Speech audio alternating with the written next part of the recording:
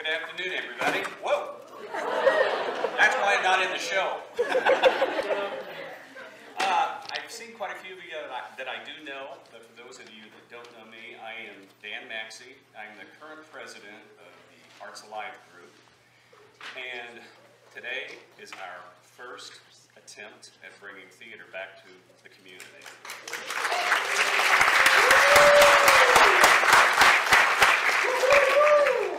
We have a lot of people to thank. Most of them are here on stage, number one, but we could not have been able to even attempt to do this without the generous donation that we received from the former Trenton Acting Guild. Some of you may be familiar with them. They were around for quite a few years. And unfortunately, a lot of passings, a lot of lack of interest, and just decided they wanted to get out of it. So when they approached me for the Arts Alive donation, they asked one small favor. And I said, well, anything at this point would be a big favor as far as I'm concerned. They said, could you please, in some way, shape, or form, continue theater within the community and remember the Trenton Acting Guild. So today I'm reminding you of the Trenton Acting Guild.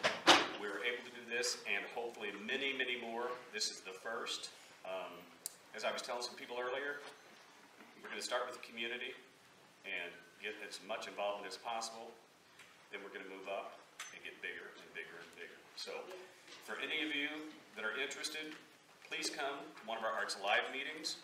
We meet every month, the third Tuesday of every month. We are a non-profit organization. We are always accepting donations. So anything that you feel like that you might want to give us someday, or even today, we've got jars out in the lobby, please feel free. So that's enough about me and Arts Alive. I guess what I would say about us, stay tuned. We're going to have a lot of things coming up in 2022. So be prepared to see a variety of different offerings that will salute the arts. But for today, let's just sit back and enjoy A Christmas Carol.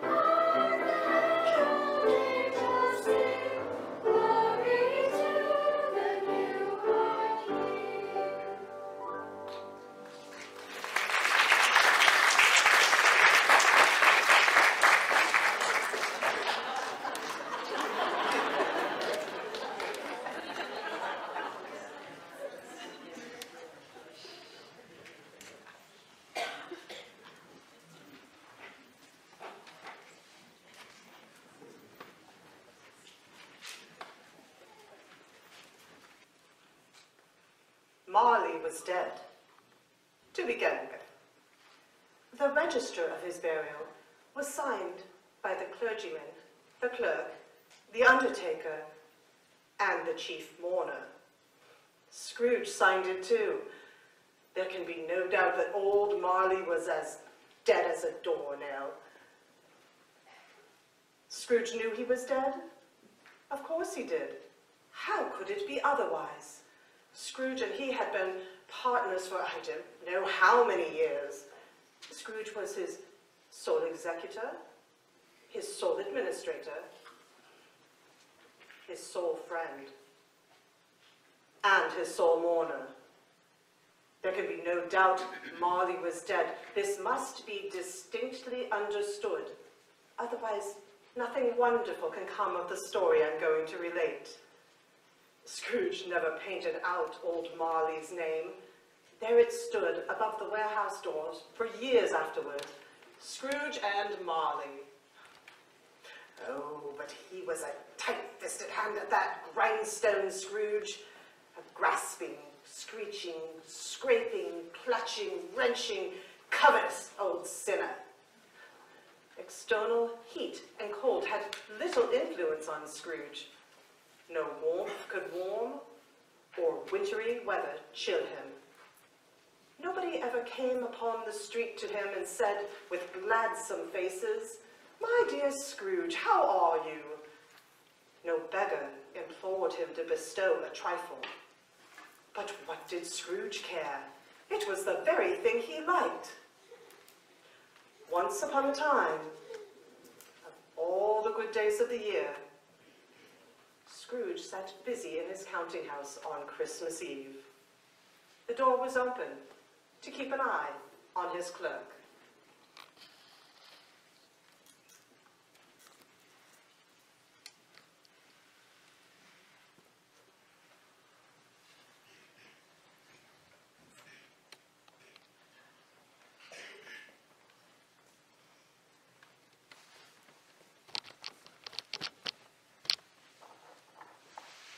Cratchit! The fire's gone cold, Mr. Scrooge. This, sir, is a waistcoat. I don't know what this is you wear. I suppose you call it clothing. We typically wear clothing for warmth. Coal is expensive. Now, get back to work. Yes, I'm very sorry, Mr. Scrooge. A Merry Christmas, Uncle. God save you. Bah, humbug. Christmas? A humbug? Surely you don't mean that. I do. What right have you to be married? What reason have you to be married? You're poor enough. What right have you to be dismal? You're rich enough. Bah, humbug. Don't be cross, Uncle. What else can I be when I live in such a world of fools as this? Merry Christmas? What's Christmas time to you but a time for finding yourself without the ability to pay for your bills? A time for finding yourself a year older and not yet an hour richer. If I had my will, every idiot that went about with Merry Christmas on his lips should be boiled in his own pudding and buried with a stake of holly through his heart. He should. Uncle! Nephew, keep Christmas in your own way and let me keep it in mine. Keep it. But you don't keep it. Well, let me leave it alone then. Much good it's ever done you. Much good it'll ever do you. I've always thought of Christmas as a good time. A kind, pleasant, charitable, forgiving time. A time when men and women seem by one consent to freely open their closed hearts to one another and view those below them as fellow creatures on the journey to the grave and not other creatures bound on other journeys. And though it has never put a scrap of gold in my pocket, I believe it has done me good and will continue to do me good. So I say, God bless it. Here, here. Cratchit, sit down. Be quiet. If I hear another word out of you, you'll keep Christmas by losing your situation. Nephew, you're a fine speaker. It's a wonder you don't go into Parliament. Don't be cross, Uncle. Come dine with us. No. But why? Why did you get married? Because I fell in love. Oh, because you fell in love. What a foolish notion. Good afternoon. Nay, Uncle. You never gave it as a reason for not coming before. Why give it now? Good afternoon. I want nothing from you. I ask nothing. Why can't we be friends? Good afternoon. I'm sorry with all my heart to find you so resolute. We have never had any quarrels, which I have been party. I made this trial in homage to Christmas, and I'll keep my Christmas humor to the last. So I say, Merry Christmas. Good afternoon. And a Happy New Year. Merry Christmas, Mr. Cratchit. Merry Christmas to you, Mr. Fred. There's another with my clerk. 15 shillings a week, a wife and children. It's a wonder I don't retire to bedlam. Right this way, sir. Thank you. Scrooge and Marley's, I believe. Who do I have the pleasure of addressing, Mr. Scrooge or Mr. Marley? Mr. Marley has been dead for 7 years. He died 7 years ago this very evening. Well, during this festive time of the year, Mr. Scrooge, it is more than usually desirable that we make some slight provisions for the poor and destitute who suffer greatly at this present time. Many thousands are in want of common necessities. Hundreds of thousands are in want of common comforts, sir. Are there no prisons? Plenty of prisons. And union workhouses, are they still in operation? They are, but I wish they were not. The treadmill in the poor law, still in full vigor? Yes, full vigor, sir. Okay, good. Because I thought there for a moment from what you were saying that something had stopped them in their useful course. A few of us are raising some funds to provide the poor with some means of drink and food and means of warmth. We choose this time of year because it's others' wants are usually keenly felt. May I? Yes. Thank you. Mr. Scrooge, how much can we put you down for? Nothing. Oh, you wish to remain anonymous? I wish to be left alone. Since you asked me my wish, sir, that is my answer. I do not make myself merry at Christmas, and I cannot afford to make idle people merry either. I support the establishments that I mentioned with my taxes. And should the persons that you seem to represent not wish to operate within those establishments, then maybe they should just die and decrease the surplus population. Good afternoon. Good afternoon, Mr. Scrooge. God rest ye merry gentlemen, have nothing you dismay. Remember Christ our Savior was born on Christmas Day. To save us all from Satan's wrath, we have gone astray. Bah! Humbug!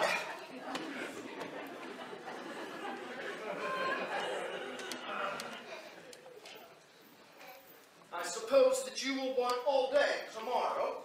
If it's quite convenient, sir. Well, it isn't convenient, and it isn't fair. If I were to stop half-crown for it, you'd think yourself ill-used. Yet I'll pay a full day's wage, and you don't think me ill-used? It's Christmas is only once a year, Mr. Scrooge. Poor excuse for picking man's pocket every 25th of December. Be here all the earlier the next day. Yes, sir. I shall. Thank you very much. Oh, Mr. Scrooge. Merry Christmas. Bah! Humbug.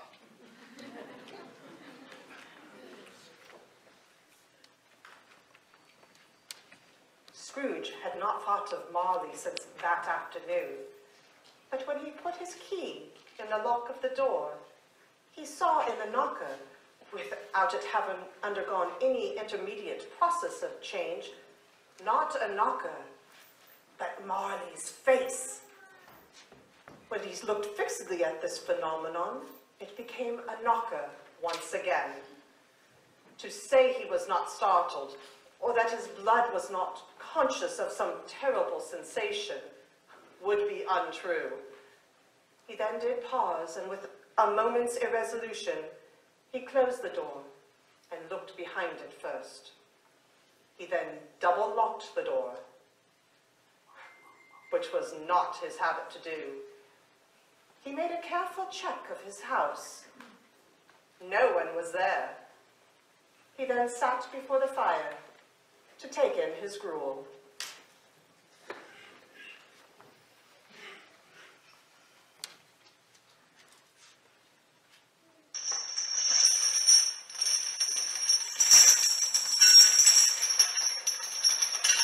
It's humbug still. I won't believe it. Who? What are you? Asked me who I was. Who were you then?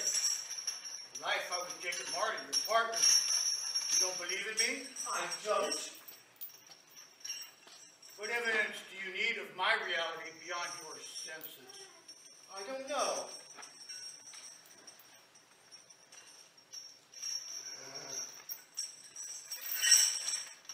You don't believe in me? I don't know. Any little bit affects my senses. Maybe your pot of mustard, a bit of undigested beef, a fragment of undone potato. There's more of gravy than gravy to you. Humbug, I say.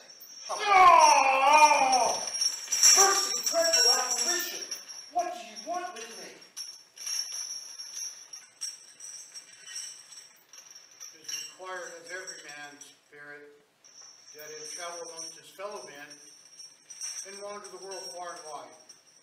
And his spirit doesn't do so in life, it's doomed to do so in death and wander the world.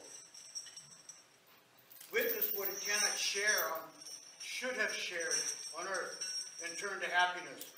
Jacob, you're chained? Tell me why. I wear the chains I forged in life. I made it link by link and yard by yard. Of my own free will I put it on, and of my own free will I wear it. Is it strange to you? Do you know the weight and length of your own chains? They are as full and heavy and long as these 7 Christmas Eves past. Weary journeys lie before me. Oh, Jacob, speak comfort to me. Comfort? I have no comfort to give. I cannot rest, I cannot stay, I cannot linger anywhere. My spirit never walked beyond our money-counting house. Hear me, Ebenezer. In life, my spirit never roamed beyond the narrow limits of our money-changing hole. And weary journeys lie before me. Oh, Jacob, don't be hard upon me. How is it I appear to you in a shape that you can see?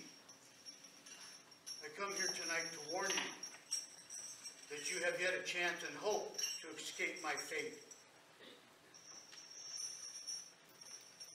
You'll be haunted by 3 spirits.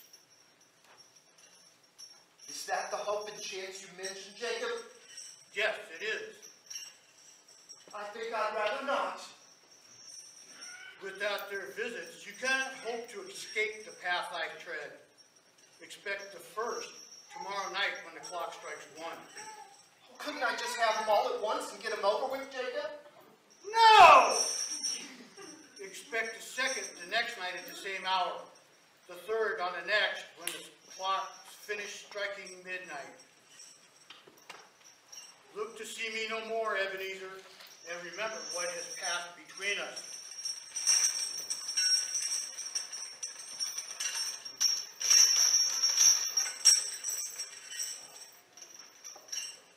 The air was filled with phantoms, wandering here and there, moaning as they went. Every one of them wore chains like Marley's ghost. Some were linked together. None were free. Many had been known personally to Scrooge in their lives. He was quite familiar with one old ghost in a white waistcoat who wore a monstrous iron safe attached to its ankle, and who cried piteously at being unable to assist a wretched woman with an infant whom it saw down below upon a doorstep. Oh, the misery of them all was clearly that they sought to help others and had lost all power of doing so forever. When Scrooge awoke, he heard the bell of a neighboring church strike 4 quarters. So he listened for the hour.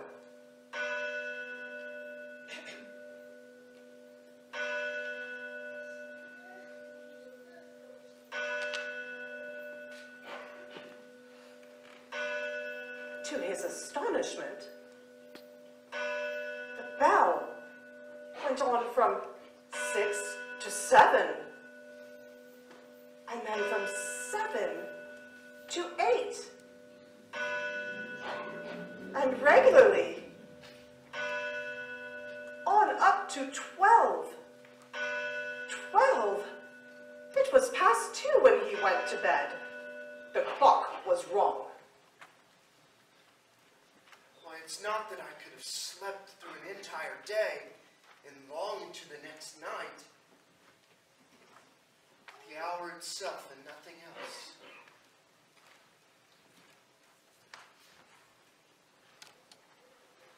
Are you the ghost whose coming was foretold me? I am. Who and what are you? I am the ghost of Christmas past. Long past? No, your past. What is your business? your welfare. I think I would be better off if I were just left to sleep. Your reclamation, then? Take heed, Ebenezer. Rise and walk with me. I'm a mortal, not liable to fall. Bear but a touch of my hand, and you shall be upheld in more than this.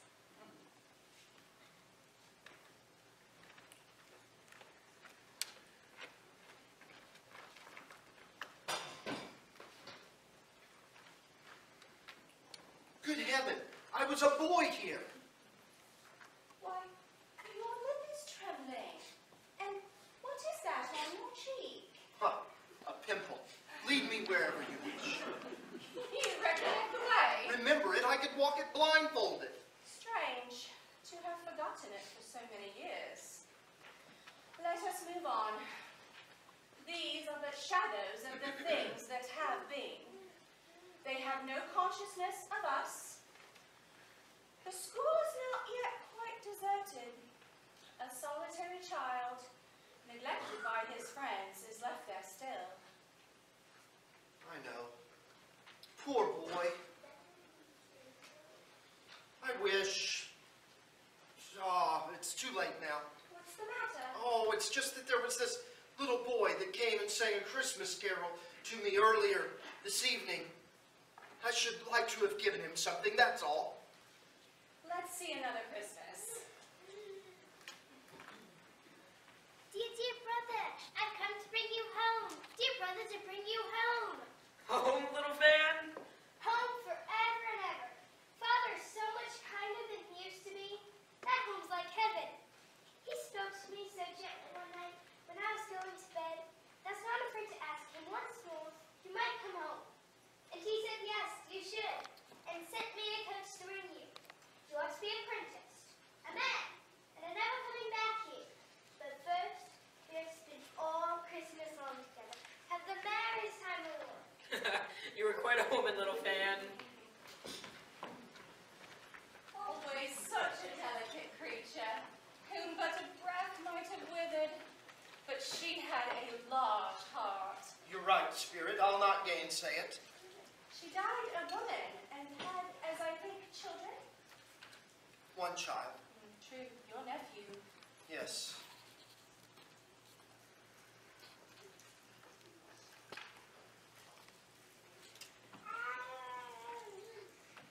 Oh, it's old Master Fezziwig. Master Fezziwig's alive again.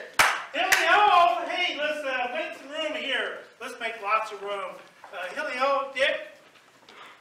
Ebenezer.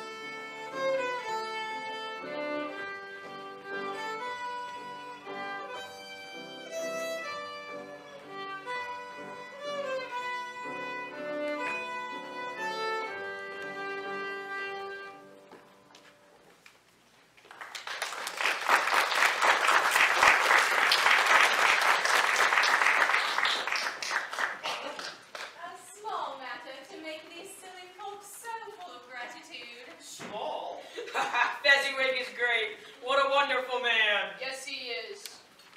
Why, is it not? He has spent but a few pounds of your mortal money. 3 or 4, perhaps. Is that so much that he deserves praise? Oh, it's not that, Spirit. It's just that he has the power to render us happy or unhappy, to make our service light or burdensome, a pleasure or a toil. It's as though The happiness that he brings us cost a great fortune. Well, what's the matter now? Nothing in particular. Something, I think. Oh, I'd like to say a few words to my clerk, that's all. My time grows short.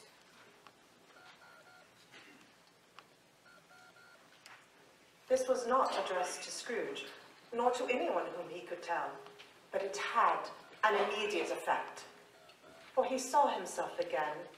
He was older now, a man in his prime. His face had not the harsh and rigid lines of later years, but had begun to wear the signs of care and avarice. He was not alone, but at the side of a fair young woman, in whose eyes there were tears, which sparkled in the light. It matters little. To you, very little. Another idol has displaced me. But if it can cheer and comfort you in time to come, as I would have tried to do, I have no just cause to grieve. What idol has displaced you? A golden one. This is the even-handed dealings of the world. There is nothing that is so hard, such as poverty, and there's nothing that professes to condemn more with such severity as the pursuit of wealth. You fear the world too much. I have seen your nobler aspirations fall off one by one until your master passion, gain, engrosses you. Have I not? What then? Even if I am so much wiser, what then? I'm not changed towards you. Am I? Our contract is an old one. It was made when we were both poor and content to be so, until in good season we could improve ourselves. You are changed. When it was made, you were another man. I was a boy. Your own feeling tells you that you were not what you are now. I am the same. We would be miserable together. How often and how keenly I have felt this, I will not say. It is enough that I have thought of it and can release you. I have thought of it and can release you. Have I ever sought release? In words, no. Never. In what then? In a changed nature, in an altered spirit, and another atmosphere of life. Another hope is its great end, and everything that made my love of any worth or value in your sight. If this had never been between us, tell me, would you seek me out and try to win me now? Ah, you would. You think not? I would gladly think otherwise if I could, heaven knows. But if you were free today, I can't believe that you would choose a dowerless girl. You, who weighs everything by gain.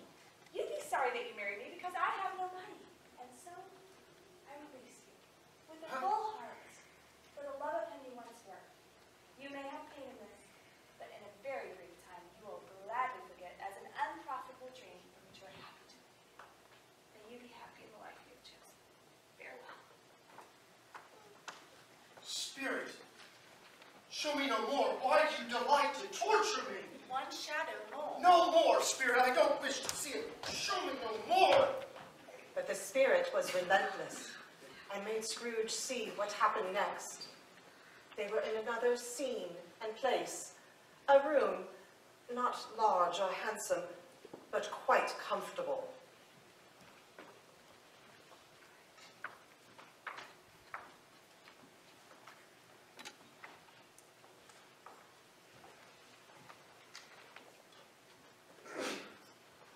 Hello, my lovelies. Hello, Father. Hello, dear. Belle, I saw an old friend of yours this afternoon. Oh, really? Was it? Yes. How can I? Don't I know? Mr. Scrooge. Mr. Scrooge it was. I passed his office window, and as it was not shut up, and he had a candle inside, I could scarcely help seeing him. His partner lies upon the point of death, I hear. And there he sat, all alone. Quite alone in the world, I do believe. Spirit, take me away from here. I don't wish to see any more. Ebenezer Scrooge, I told you these were the shadows of the things that have been, and that they are what they are. Don't blame me. No, I cannot bear it. Take me away from here. Show me no more. Haunt me no longer.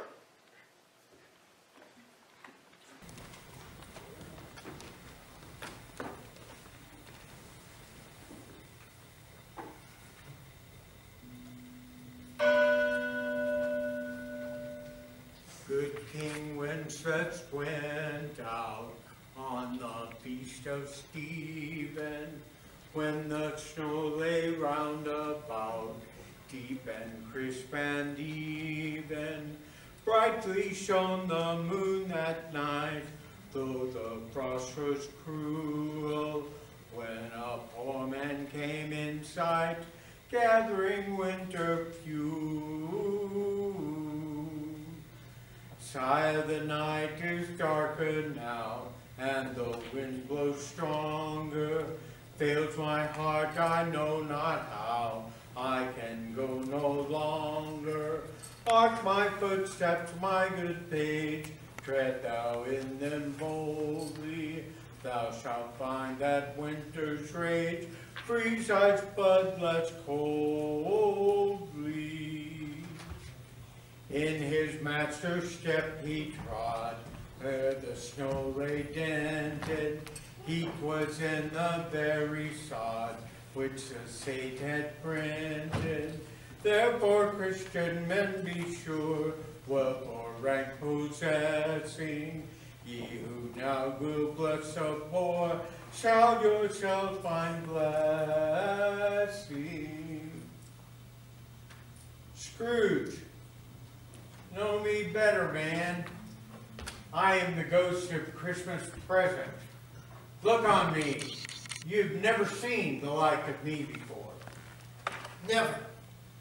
Spirit, last night I went forth on compulsion, and I learned a lesson, which is doing a good work in me now. If you ought to teach me a lesson, I hope to profit by it. Lead on, Spirit.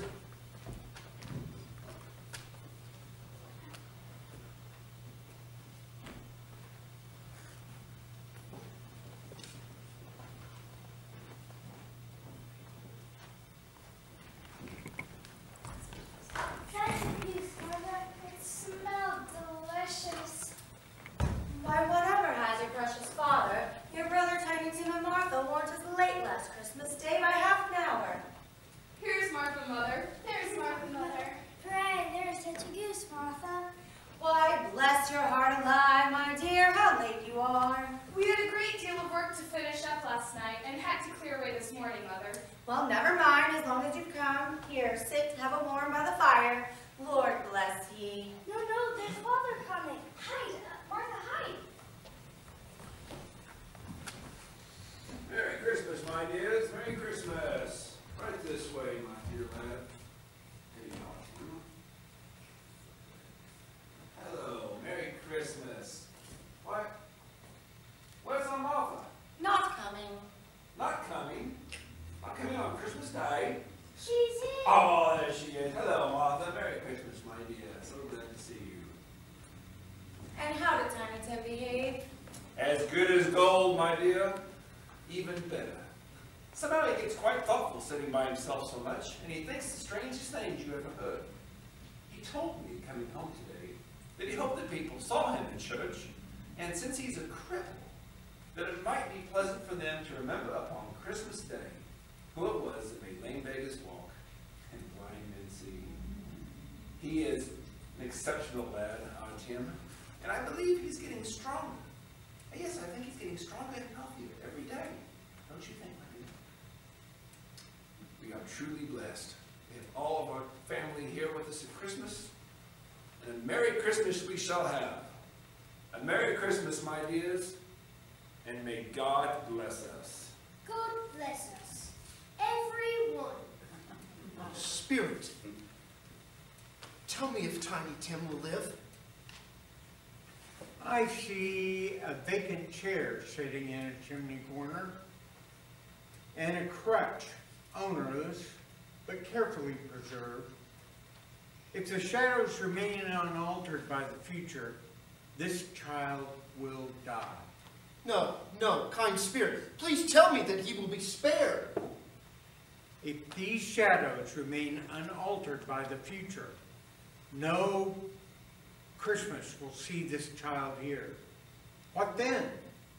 If he be like to die, he ought to go ahead and do it and decrease the surplus population. It may be, man, that in the sight of heaven, you are more worthless and less likely to live than millions like this poor man's son. Oh, my dears, your mother has truly outdone herself again. Such a goose, my dear. This is a feast fit for the Lord Mayor of London. I would like to propose a toast to the founder of the feast. I give you Mr. Ebenezer Scrooge. The founder of the feast, indeed. Why, I wish I had him here. I'd give him a piece of my mind to feast upon, and I hope he'd have an appetite for it. My dear, the children, Christmas Day. Well, it should be Christmas Day, on which one drinks to such an odious, stingy, hard, unfeeling man as Mr. Scrooge. You know he is, Robert. No one knows it better than you, poor fellow. My dear, Christmas Day. Well, I'll drink his health for the day's sake and yours, but not his. A very Merry Christmas, a long life to him. He will be very merry and very happy. I have no doubt about that.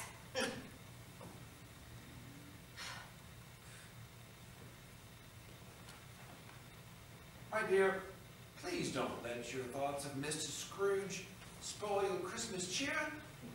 Christmas is to be a joyous time. A time to celebrate the birth of the Christ child. A time of great jubilation, with music and merriment and song, with caroling and Christmas caroling, my dear. What? It would scarcely be a proper Cratchit family Christmas if we failed to partake in this our most beloved Christmas family tradition. My dear lad Tim, would you care to begin the musical festivities by singing one of your favorite selections? Yes, Father. God rest ye merry gentlemen, have nothing you dismay. Remember Christ our Savior was born on Christmas Day, to save us all from Satan's power when we had gone astray. Of tidings of comfort and joy, comfort and joy. Of tidings of comfort and joy. In Bethlehem in Israel the blessed babe was born, and laid within a manger upon this blessed morn, to which his mother Mary did nothing take in scorn. Of tidings of comfort and joy, comfort and joy. Of tidings of comfort and joy. God rest ye merry gentlemen, have nothing you dismay. Remember Christ our Savior was born on Christmas Day, to save us all from Satan's power when we had gone astray. Of tidings of comfort and joy, comfort and joy. Of tidings of comfort and joy.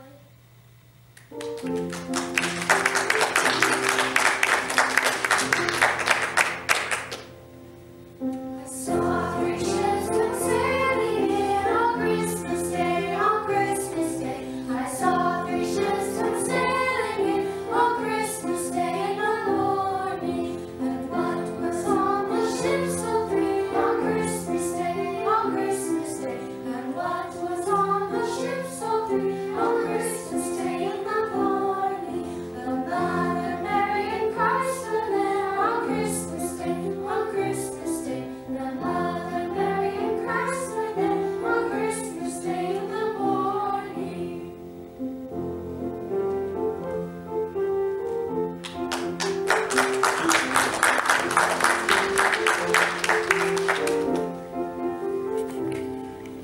By this time, it was getting dark and snowing quite heavily.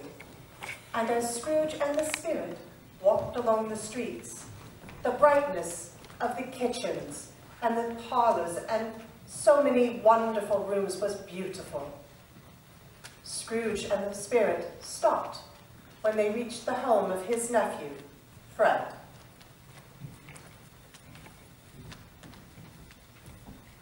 He said Christmas was a humbug, my dear.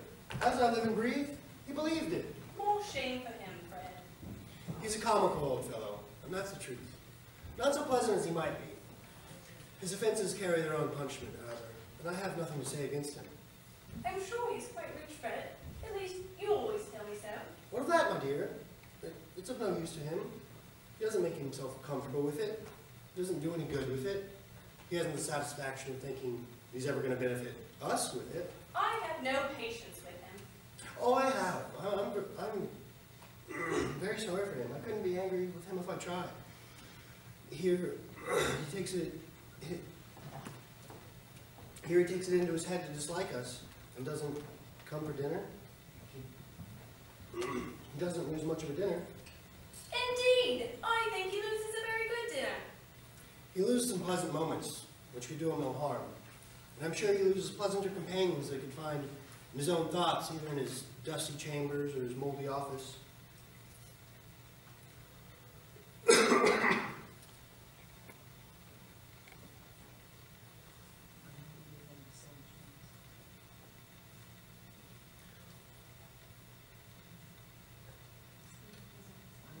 I mean to give him the same chance every year, before I pity him.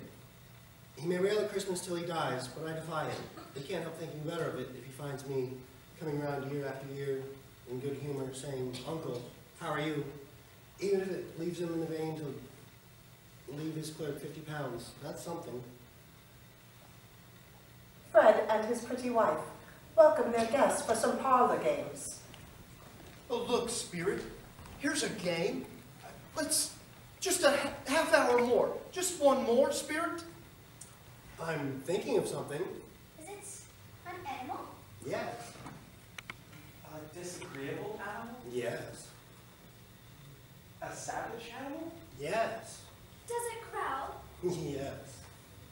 Does it live in London? Yes. Is it killed in the market? No. Is it a bear? No. I know what it is. I found it out, Fred. What is it? Your Uncle Scrooge. He has given us much merriment. It would be ungrateful not to drink his health. So I say, Uncle Scrooge. Uncle Scrooge. Much they saw, and far they went, and many homes they visited, but always a happy end. The spirit stood beside sick beds, and they were cheerful. On foreign lands, and they were close at home. By poverty, and it was rich. By struggling men, and they were cheerful in their greater hope. In almshouse, hospital, and jail, in mercy's every refuge, where vain men, in their brief little authority, had not barred the doors and locked the spirit out.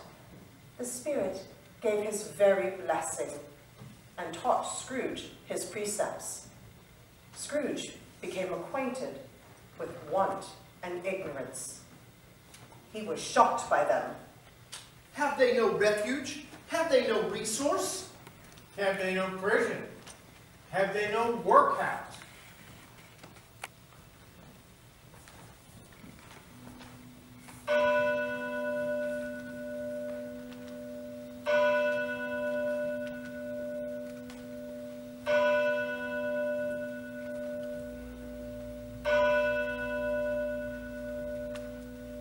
Scrooge looked about him for the ghost, but could see it not. And as the last bell ceased to chime, he remembered the prediction of old Jacob Marley, and raising his eyes, beheld a solemn phantom, draped and hooded, coming like mist across the sand toward him. It slowly, gravely, silently approached, and as it drew near, Scrooge fell to his knees, for its very presence seemed to scatter gloom and mystery. The spirit was shrouded in a dark black cloak. It covered his head, his face, his very form. Nothing visible, save for one outstretched hand. But for this, it would have been difficult to detach it from the night and separate it from the very darkness that surrounded it. As it came nearer to Scrooge, he felt it was tall and stately, and its mysterious presence filled him with a certain dread. Scrooge knew no more, for the spirit neither spoke nor moved. Are you the ghost of Christmas future? You're about to show me the shadows of things that have not yet happened, but may happen in the time before us. Is that so?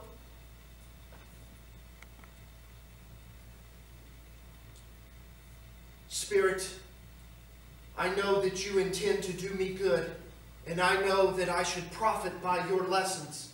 Lead me on. The time is waning fast, and it's precious to me. Lead me on, Spirit.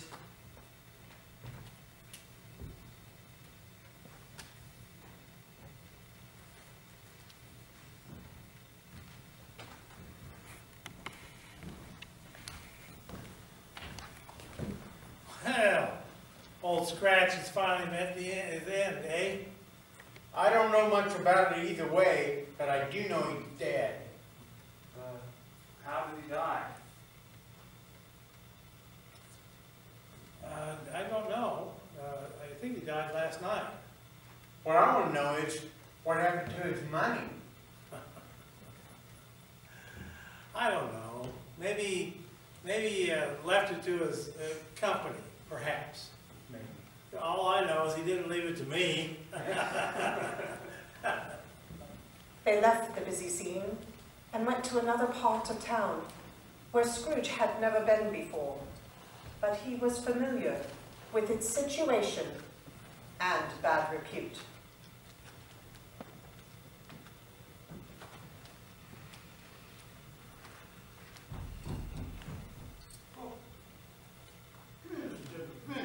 Look here, old Joe, here's a chance. If we haven't been here without meaning it.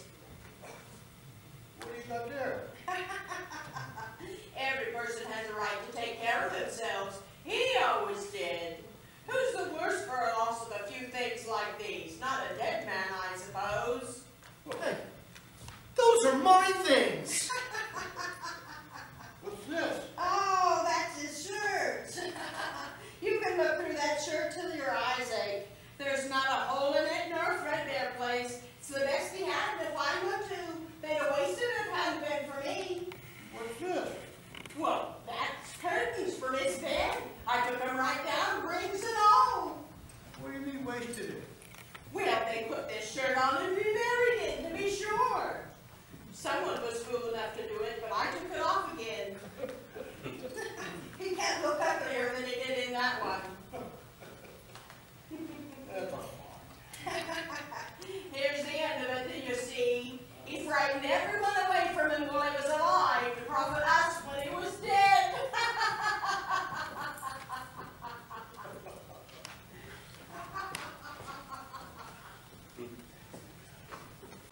Much they saw, and far they went, and many homes they visited, but always a happy end. The spirit stood beside sick beds, and they were cheerful.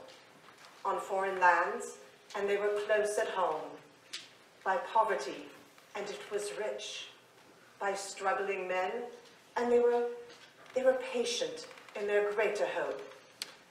In almshouse, hospital, and jail, in mercy's every refuge, where vain men, in their brief little authority, had not barred the door and locked the spirit out. The spirit gave his very blessing and taught Scrooge his precepts. Scrooge became familiar with want and ignorance. He was shocked by them. Have they no resource? Have they no refuge? they know prison? Have they know workhouse?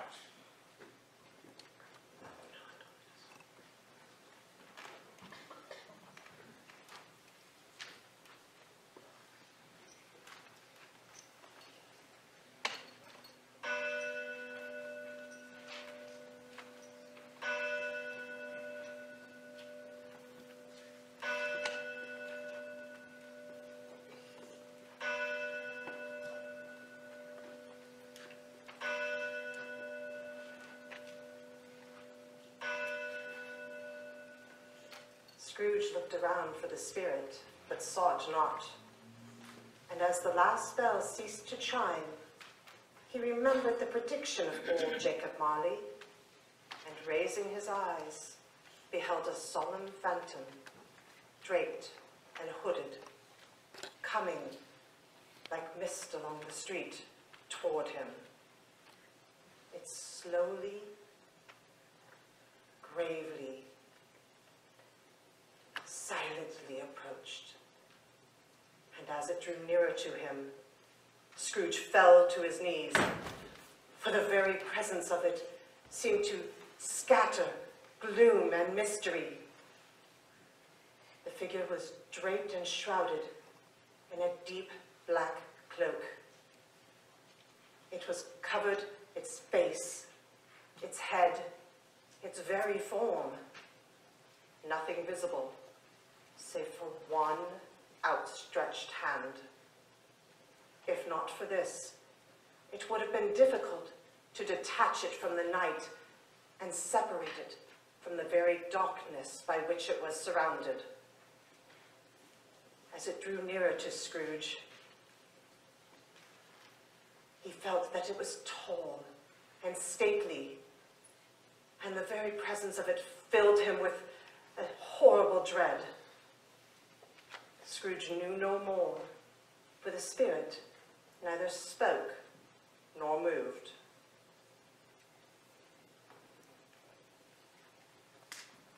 Am I in the presence of the ghost of Christmas future?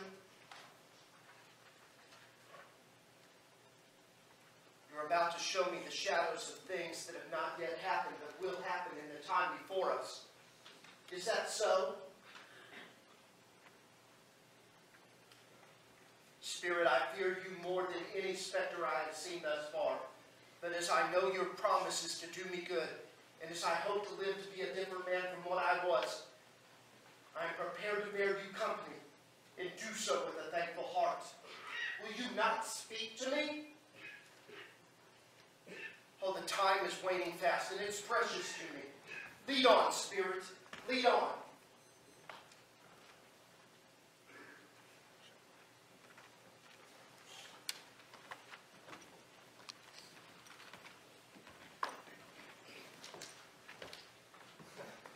Well, old Scratch has finally got his own, eh? Well, I don't know much about it either way, but I do know he's dead. When did he die? Last night, I believe. Why, what was wrong with him? I thought he'd never die. I want to know about his money. Oh, I don't know. Left it to his company, perhaps. All I know, he didn't leave it to me.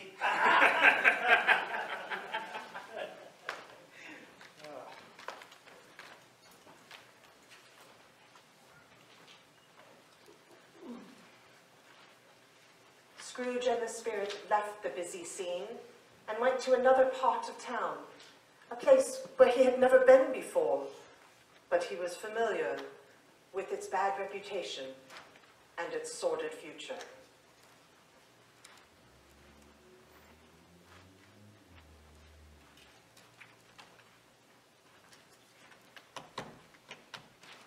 Come in, come in. Look here, old Joe, here's a chance. If we hadn't met here without meaning it.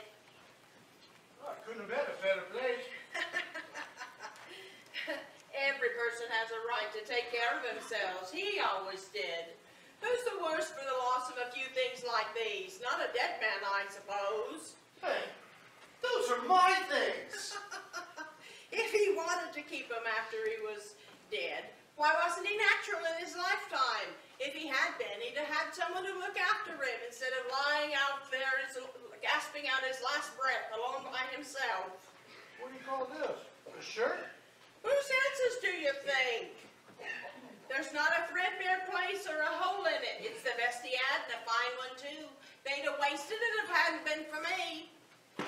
What do you mean wasted it? Well, putting it on him to be buried in, to be sure. Oh. Someone was fool enough to do it. But I took it off again. He can't look uglier than he did in that one.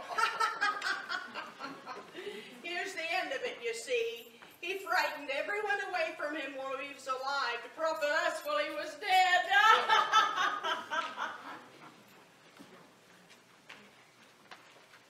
Spirit, I see.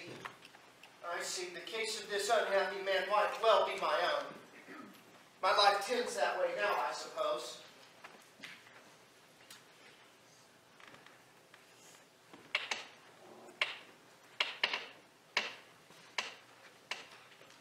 Merciful heaven! What is that? Scrooge recoiled in terror, for he saw on the table a man draped in nothing but an old cloth. It was unwatched, unwept, and uncared for. Spirit, show me some tenderness connected with death, please.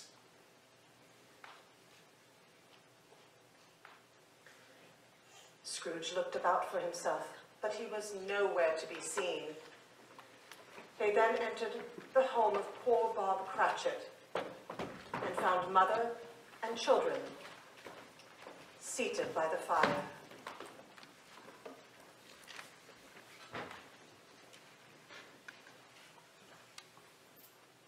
And he took a child and set him in the midst of them.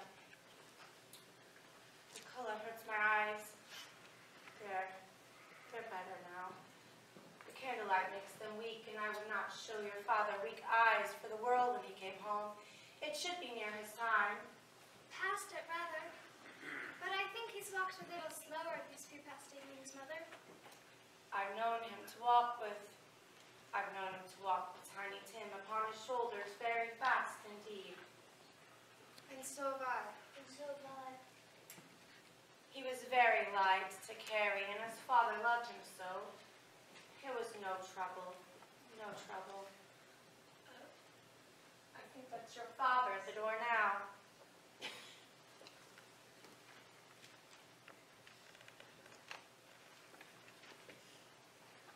Hello, my dears. Why, you're all working so hard on your sewing. I believe you'll be done before Sunday. Sunday? You went to the churchyard today then, Robert? Yes, my dear. I wish you could have gone. It would do you good to see how green a place it is. But you'll see it often. I promised our Tim we would all walk there on Sundays. My poor child. My poor, precious child. Don't grieve, Father. My dears, I know that none of us shall forget poor Tiny Tim, shall we? Not really, Father. Especially not upon this season of the year, our first Christmas without him. Never, Father. And I know when we recollect upon how patient and mild our Tim was, we won't quarrel easily amongst ourselves and forget poor Tim in doing it, shall we? No, Father. Never, Father. I am very happy. Very happy. The ghost of Christmas yet to come conveyed him, as before, although not in the same order of things. These visions seem to have no set order to them other than they were in the future, in the lives of businessmen. And the spirit seemed to go on and not stop for anything, save for the end it now desired, until Scrooge besought it to tarry a moment. Spectre, something tells me that our parting moment is at hand. I know it. Tell me, who was that we saw lying dead?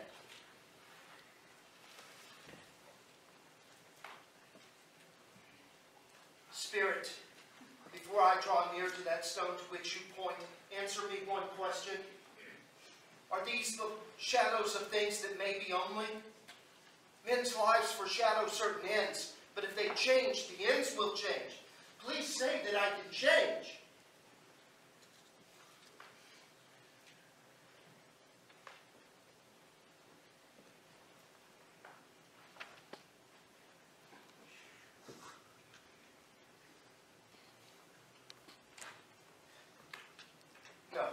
No, I'm not the man that I once was. I'm not the man that I what must have been. Please tell me that I can change the writing on that stone.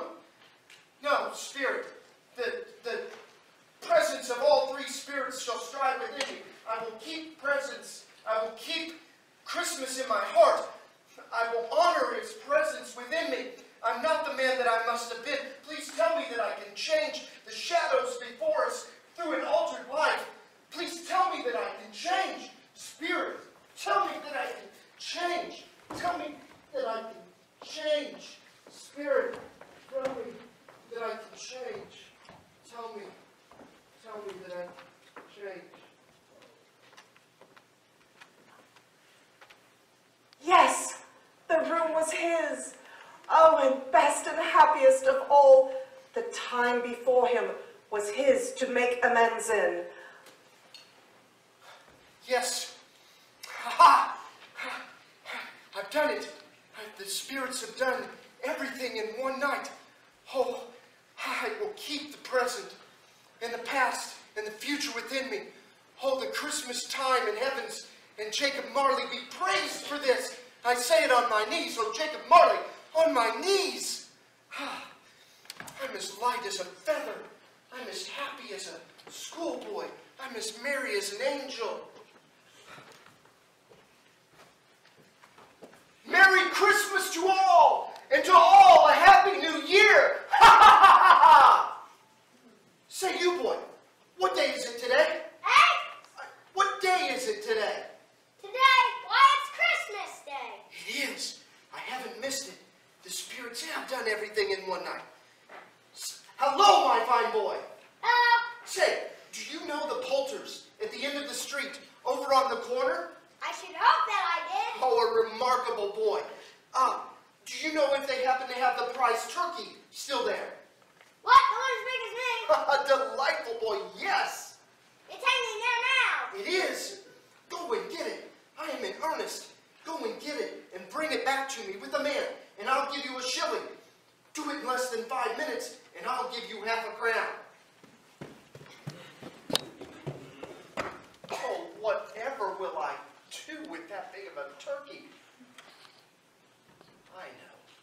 I'll give it to Bob Cratchit. He'll have no idea where it came from.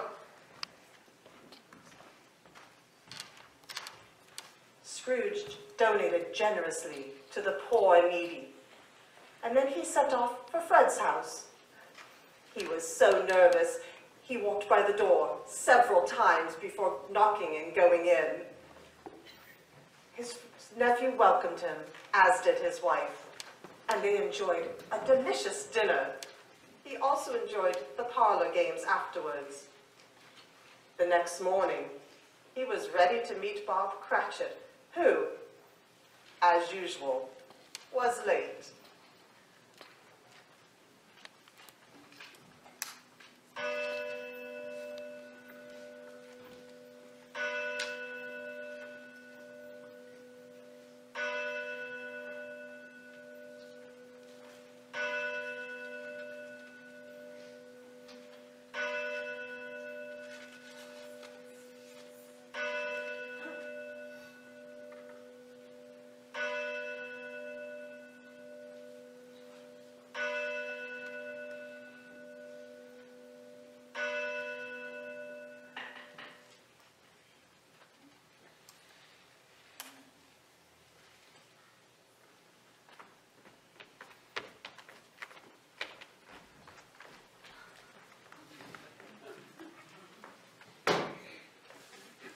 Cratchit, What is the meaning of your arrival at this hour? I'm very sorry, sir. I am behind on my time today. Oh, you are? Yes, sir. Yes, you are.